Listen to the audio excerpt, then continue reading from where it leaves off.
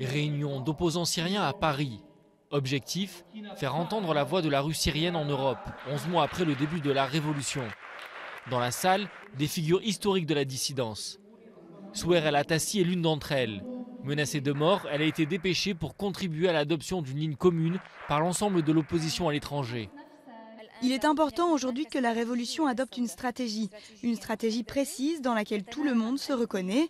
J'ai quitté la Syrie pour cela, pour assurer ce rôle de coordination, et je repartirai en Syrie, je rentrerai avant la chute de Bachar al-Assad. Une chute inéluctable tant la mobilisation à l'intérieur du pays est forte. C'est l'autre message de la dissidence.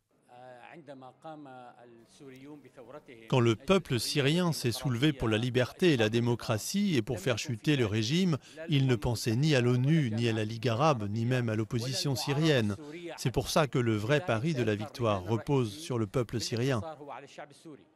Soutenir la révolution, c'est également lui apporter la logistique nécessaire. Envoi d'équipements, de caméras pour témoigner de la répression et de l'aide humanitaire. Il y a ce qu'on peut appeler les punitions collectives contre toute une région ou toute une ville.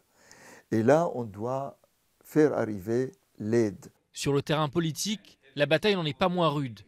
À l'heure où la Russie bloque toute résolution à l'ONU contre le régime de Bachar al-Assad, le Conseil national syrien, principal représentant politique de la révolution, tente de rallier une majorité de pays à sa cause.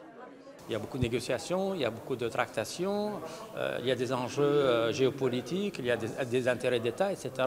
Mais d'une chose, je vous dis que finalement, il y a un intérêt international pour ce dossier syrien. Autre obstacle majeur, l'opposition syrienne peine à parler d'une seule voix. Elle est très divisée parce qu'elle est persécutée par le régime syrien. Il y a les opposants de l'intérieur, les opposants de l'extérieur. Elle est très divisée parce qu'il y a les partisans du recours à la force, ceux qui sont plus enclins à privilégier le combat politique. Quelle que soit l'option adoptée, le temps presse. D'après les militants syriens, la répression a fait plus de 6000 morts depuis mars dernier.